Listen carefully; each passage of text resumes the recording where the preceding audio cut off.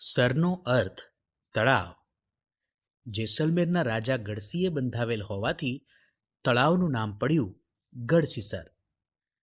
650 વર્ષ પહેલા લોકોની મદદથી બનાવેલું. તળાવની આજુબાજુ પગથિયાવાળા ઘાટ, શણગારેલી પરસાળ, મોટા ખંડ, ઓરડાઓ અને બીજું ઘણું બધું બનાવેલું. લોકો અહીં તહેવારો ઉજવવા, સંગીત અને નૃત્યના કાર્યક્રમો માણવા આવતા. ઘાટ પર આવેલી શાળામાં બાળકો ભણવા આવતા. તળાવને બધા ચોખ્ખું રાખવાની કાળજી લેતા. તળાવમાં સંગ્રહાયેલું વરસાદનું પાણી માઇલો સુધી પહોંચતું. તળાવની રચના એવી રીતે કરવામાં આવી હતી કે તે ભરાઈ જતાં ત્યાં તેનાથી નીચેની સપાટીએ બનાવેલા તળાવમાં પાણી જતું રહે. તે ભરાય એટલે બીજા તળાવમાં જતું રહે. આ રીતે ક્રમશઃ 9 તળાવ ભરાતા અને વરસાદનું પાણી આખું વર્ષ વપરાતું. આજે ગઢસીસરનો ઉપયોગ થતો નથી અને 9 તળાવોની વચ્ચે ઘણી બધી ઇમારતો અને મકાનો આવી ગયા છે. આ તળાવોમાં પાણી ભરાતું નથી. વરસાદનું પાણી વહી જાય છે, વેડફાઈ જાય છે. આપણે ઇતિહાસ જાણવા માટે વિવિધ સ્ત્રોતોનો ઉપયોગ કરીએ છીએ, જે 2 પ્રકારના છે: લેખિત, અલેખિત. અલિખિત સ્ત્રોતમાં સ્થાપત્યો, શિલ્પો, વાસણો, જૂની ઇમારતો, સિક્કા, ચિત્રો વગેરેનો સમાવેશ થાય છે. લેખિત સ્ત્રોતમાં તાળપત્રો, ભોજપત્રો, પ્રવાસીઓની નોંધો, શિલાલેખો, ડાયરી વગેરેનો સમાવેશ થાય છે. આવા જ એક પ્રવાસી અલ બિરુની ઉઝબેકિસ્તાનથી હજારો વર્ષ પહેલાં ભારતમાં આવેલા, જેમની નોંધ દ્વારા તે સમયમાં તળાવો ભારતમાં હતા તે વિશેની માહિતી મળે છે. તેમની નોંધ મુજબ તે સમયે ભારતના લોકો તળાવો બનાવવામાં ખૂબ કુશળ હતા. તે સમયના તળાવો મોટા પથ્થરોની થપ્પીઓ અને લોખંડના સળિયા જોડીને બનાવવામાં આવેલા. તળાવની આજુબાજુ ચબૂતરા બનાવેલા હતા. ચબૂતરાની વચ્ચે લાંબી દાદરની હાર ઉપરથી નીચે જાય. ઉપર જવાના અને નીચે આવવાના પગથિયા જુદા જુદા હતા, જેથી ભીડ ઓછી થાય. આ નોંધ પરથી એટલું તો કહી શકાય કે વર્ષો પહેલા લોકો પાણીના સંગ્રહ માટેનું વ્યવસ્થિત આયોજન કરતા હતા. હાલ અત્યારે પૃથ્વી પર પીવાના પાણી માટેનું જળ સંકટ તોળાઈ રહ્યું છે, ત્યારે આપણે પણ આ રીતે જળ સંચયના માર્ગો વિચારવાનો સમય પાકી ગયો છે. આપણે કહેવત તો જાણીએ જ છીએ કે ટીપે ટીપે સરોવર ભરાય. જેસલમેર ઉપરાંત રાજસ્થાન અને ગુજરાતની ઘણી એવી જગ્યાઓ છે જ્યાં વરસાદ ઓછો પડે છે. નદીઓમાં આખું વર્ષ પાણી નથી હોતું. પહેલાં આ વિસ્તારના મોટા ભાગના ગામડાઓમાં પાણીની અછત નહોતી. લોકોને ખબર હતી કે પાણીનું ટીપું પણ કિંમતી છે, માટે તેમણે પાણીનો સંગ્રહ કરવા તળાવો અને ટાંકા બનાવ્યા હતા. પાણીની જરૂરિયાત દરેકની છે, આથી દરેકે આ કામ સાથે મળીને કરવાનું હતું. નદી તળાવના પાણી જમીનમાં ઉતારી કૂવા અને વાવ સુધી પહોંચે, જેથી તે વિસ્તારની જમીન ફળદ્રુપ બને. માટે દરેક ઘરમાં વરસાદના પાણી છત પરથી ટાંકામાં ઉતરે તેવી વ્યવસ્થા કરવામાં આવી હતી. અમદાવાદની પોળના કેટલાક ઘરોમાં હજી પણ આવા ટાંકા જોવા મળે છે, પણ હાલમાં તેનો ઉપયોગ થતો નથી. કૂવામાંથી પાણી ઉપર ખેંચવાના બદલે લોકો દાદરથી નીચે જાય અને પાણી સુધી પહોંચી શકે છે. તેને વાવ કહેવામાં આવે છે.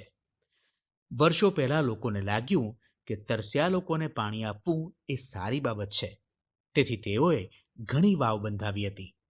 ગુજરાતમાં આવી ઘણી બધી વાવ આવેલી છે, જેવી કે અડાલજની વાવ ગાંધીનગર, રાણકી વાવ પાટણ, નવઘણનો કૂવો જૂનાગઢ, નવલખી વાવ વડોદરા, દાદા હરીની વાવ અમદાવાદ વગેરે.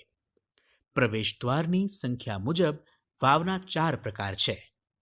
1. નંદા, 1 પ્રવેશદ્વાર.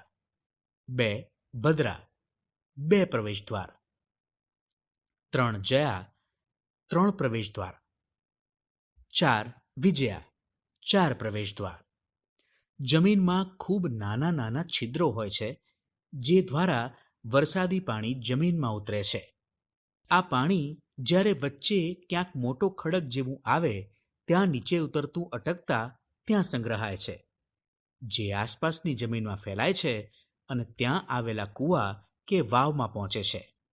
પહેલાના સમયમાં લોકો પીવાના પાણી કૂવા, તળાવ, નદી, વાવ દ્વારા મેળવતા હતા, જ્યારે આજે મોટાભાગના ઘરોમાં મ્યુનિસિપાલિટી કે ગ્રામ પંચાયત દ્વારા ઘરોમાં સીધા નળમાં પાણી પહોંચાડવામાં આવે છે. પહેલાના સમયમાં મુસાફરો માટે પાણીની વાવ, કૂવા કે પરબો બંધાવવામાં આવતી હતી. ત્યારે મોટાભાગના લોકો મુસાફરીમાં પોતાની સાથે પાણીની બોટલો રાખતા હતા. પાણી મેળવવાના સ્ત્રોત જેવા કે કૂવા, વાવ, તળાવ વગેરેને પવિત્ર માનવામાં આવે છે. તેની પૂજા કરવામાં આવે છે. નદીઓને તો આપણે લોકમાતાનું બિરુદ આપ્યું છે.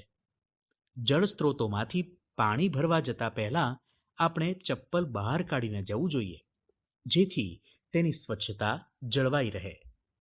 આજે પણ લોકો જૂના તળાવો, વાવ કે કૂવામાંથી પાણી મેળવે છે. કોઈ જગ્યાએ જ્યારે તળાવ વરસાદના પાણીથી ભરાઈ જાય ત્યારે લોકો જળને વધાવવા ભેગા થઈને ઉજવણી કરે છે. ઉત્તરાખંડમાં આજે પણ કેટલાક ગામોમાં લગ્ન પછી ગામમાં આવેલ ઝરણા કે તળાવની પૂજા કરી પગે લાગવામાં આવે છે. ગુજરાતમાં ઘણા ગામોમાં તળાવ છલકાઈ જાય તો તેની ઉજવણી કરવામાં આવે છે. મેઘલાડુની વહેંચણી પણ કરવામાં આવે છે. પહેલાના સમયમાં પાણી ભરવા માટે તાંબા પિત્તળના ચળકતા વાસણોનો ઉપયોગ થતો હતો. પાણી ભરવાની જગ્યાએ નજીકના પથ્થરોનું કોતરણી કામ કરવામાં આવતું હતું. પશુઓને પાણી પીવા માટે હવાડા બાંધવામાં આવતા, જેને પણ નિયમિત સાફ કરાતા. પાણી મેળવવાની વિવિધ રીતો: કૂવા દ્વારા, હેન્ડપંપ દ્વારા, કેનાલમાંથી, બોરવેલમાંથી, મોટર પંપથી, પાણી પુરવઠા બોર્ડ તરફથી આવતી પાણીની ટેન્કર દ્વારા, પાણી પુરવઠાની પાઇપ સાથે સીધો પંપ જોડીને, સરકાર દ્વારા આપવામાં આવતા પાણીનો ટાંકામાં સંગ્રહ કરીને, પાણીની ટાંકીમાંથી આખો દિવસ નળ દ્વારા. દરેક વ્યક્તિને જીવવાનો હક છે, તે જ રીતે જીવવા માટે પૂરતું પાણી પણ મેળવવાનો હક છે. પણ આજે ઘણા લોકોને એ મળતું નથી. આ માટે કેટલાક કારણો જવાબદાર છે. પાણી પુરવઠાની પાઇપ સાથે સીધો પંપ જોડીને કેટલાક લોકો વધુ પાણી ખેંચી લે છે, જેથી તેની આસપાસના લોકોને જરૂરી પાણી મળતું નથી. ધનિક લોકો મોટા પાઇપો દ્વારા પાણીને પોતાના ઉપયોગ માટે ખેંચી લે છે, જેથી ગરીબ લોકોને જોઈતું પાણી મળતું નથી. કેટલાક લોકો કૂવાઓનું પાણી બોરવેલ દ્વારા પોતાની તરફ ખેંચી લે છે. કેટલાક લોકો પાણીની કેનાલમાં ગાબડા કરી પાણી પોતાની તરફ ખેંચી લે છે, વગેરે. દરેક નાગરિકને પાણી મળી રહે તે જોવાની જવાબદારી સરકારની છે. 1986માં જોધપુર અને તેની આસપાસના વિસ્તારોમાં વરસાદ નહોતો થયો, ત્યારે તેઓએ તેમની જૂની વાવને સાફ કરી અને 200 ટ્રક કરતાં વધારે કચરો બહાર કાઢીને પાણી મેળવ્યું હતું. હાલમાં ફરીથી આ વાવ ભૂલાઈ ગઈ છે. તેમ ન કરતાં તેનો ઉપયોગ તથા સફાઈ ચાલુ રાખવી જોઈએ. આપણા પૂર્વજો દ્વારા મળેલી ધરોહર સમા વાવ, કૂવા, ટાંકા વગેરેનો જળસંચય માટે ઉપયોગ કરવો તથા તેની સ્વચ્છતા જળવાય તેની તકેદારી રાખવી. તળાવો પૂરાઈ ગયા હોય તો તે ખોદાવીને તેમાં વરસાદી પાણીનો સંચય કરવો તથા તેની અંદર અને આસપાસ સ્વચ્છતા જળવાય તેનું ધ્યાન રાખવું. નદીઓ પર ચેકડેમ બાંધવા જોઈએ. રાજસ્થાનના અલવર જિલ્લાના એક ગામમાં સ્ત્રીઓએ આખો દિવસ ઘર અને પ્રાણીઓની સંભાળ રાખવામાં વિતાવવો પડે છે. ઘણી વખત કૂવામાંથી પાણી ખેંચતા આખી રાત જાય છે. ઉનાળામાં જ્યારે કૂવા સુકાઈ જાય ત્યારે તેઓને ગામ છોડી દેવું પડતું. દેડકી માઈએ તરુણ ભારત સંઘના સભ્યો વિશે સાંભળ્યું હતું. તેમણે સમૂહના સભ્યોની સાથે મળીને તળાવ બનાવ્યું, જેથી આજે હવે તેમને પાણીની મુશ્કેલી પડતી નથી. લોકોને વધારે દૂધ મળતું થયું અને કમાણીમાં પણ વધારો થયો છે. ખેતરોમાં જળસંચય માટે ખેત તલાવડી બાંધવી જોઈએ. વરસાદી પાણીને જમીનમાં ઉતારવા માટેની જળસંચય પદ્ધતિનો ઉપયોગ કરવો જોઈએ. જ્યાં જ્યાં જૂના ટાંકાઓ છે તેને સમારાવીને તેનો ઉપયોગ શરૂ કરવો જોઈએ. સરકાર દ્વારા હવે કેટલાક શહેરોમાં પાણીના મીટર મુકાવવામાં આવ્યા છે, જેથી લોકોના પાણીના વપરાશ અને બગાડ પર કાપ મુકાય. મોટી મોટી કોલોનીઓમાં વરસાદી જળસંચય માટેના ટાંકા બનાવવા જોઈએ.